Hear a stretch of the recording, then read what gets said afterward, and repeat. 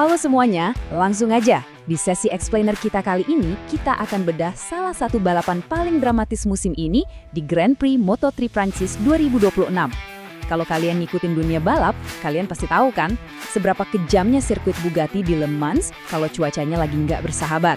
Nah, hari ini kita bakal ngebahas tuntas performa luar biasa dari pembalap muda kebanggaan kita, Veda Ega Pratama.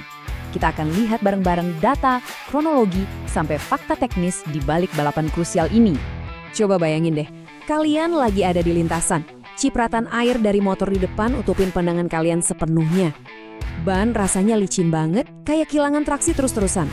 Terus, kalian cuma bisa lihat rombongan depan makin jauh, sementara posisi kalian terus merosot sampai ke urutan 14 di putaran kedua. Gimana caranya coba buat tetap fokus di tengah kekacauan kayak gitu? Nah, itu dia pertanyaan besar yang bakal kita jawab hari ini.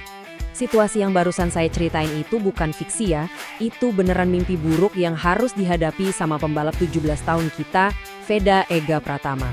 Balapan ini bahkan sampai dipersingkat jadi cuma 13 putaran. Kenapa? Soalnya para pembalap sama sekali nggak dapat sesi latihan di kondisi basah sepanjang akhir pekan. Jadi panitia harus potong jumlah putaran biar ada waktu pemanasan ekstra. Lintasannya tuh nanggung banget, mulai mengering tapi licin luar biasa dan langsung jadi kekacauan total sejak lampu hijau menyala. Oke, biar pembahasannya gampang diikutin, hari ini kita bagi jadi 4 poin utama.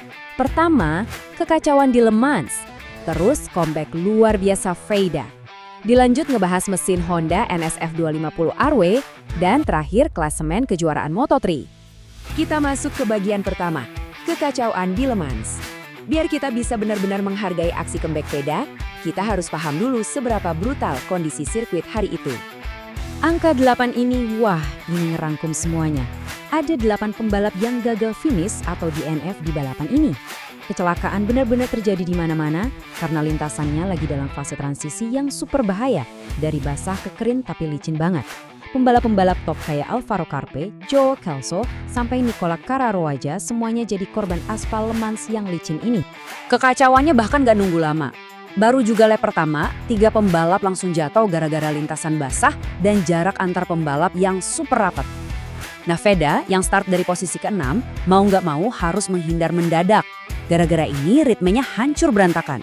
Dia terdorong ke posisi 10 di tikungan awal, turun lagi ke posisi 13 di akhir lap pertama, dan puncaknya terlempar sampai ke posisi 14 di lap kedua. Bener-bener berantakan deh awalnya. Masuk ke bagian kedua, comeback luar biasa Veda. Mari kita lihat gimana dia bisa ngerubah situasi yang bikin panik, jadi serangan yang super presisi ngelewatin pembalap-pembalap lain. Mentalnya bener-bener teruji di sini.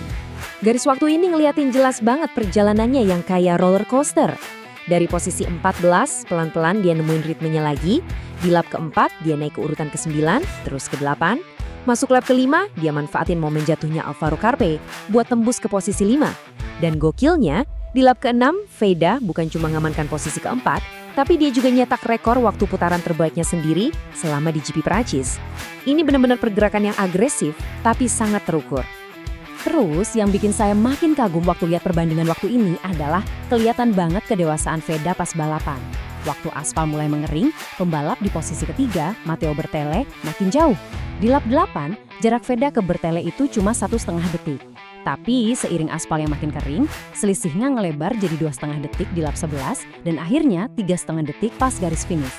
Veda sadar betul, daripada maksa ngejar dan berisiko jatuh kayak pembalap lain, dia milih main aman buat ngunci 13 poin yang berharga banget ini. Strategi yang sangat cerdas. Lanjut ke bagian ketiga, mesin Honda NSF 250 RW. Karena begini, kebangkitan seepik itu nggak mungkin cuma modal skill doang kan, pasti butuh senjata yang tepat juga. Dan inilah senjata rahasianya motor andalan Veda, Honda NSF 250 RW dari Honda Tim Asia. Ini bukan sembarang motor ya, ini motor purwarupa yang memang dirancang khusus buat ngasih kontrol tingkat dewa, terutama di situasi balapan yang susah diprediksi kayak di Le Mans kemarin.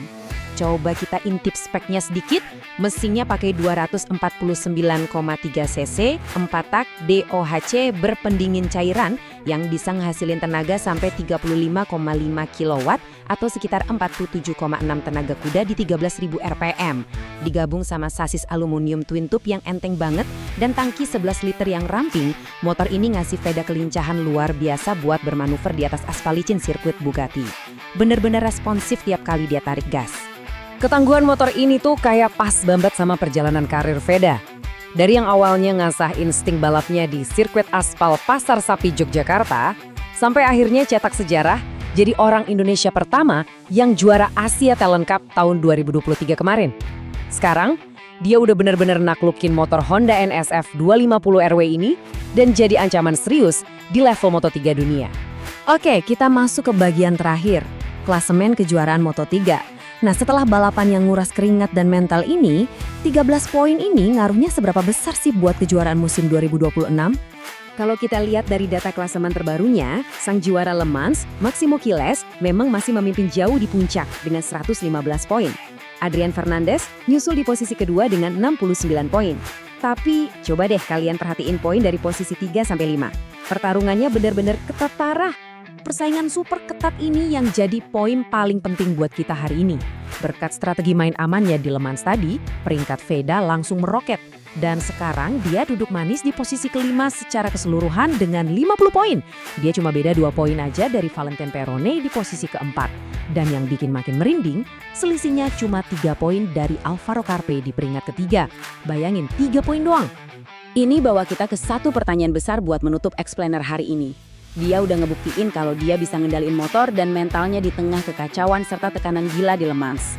Kira-kira dengan selisih cuma 3 poin ini, bisa nggak Veda bawa momentum luar biasa ini buat nembus klasemen 3 besar di Grand Prix berikutnya?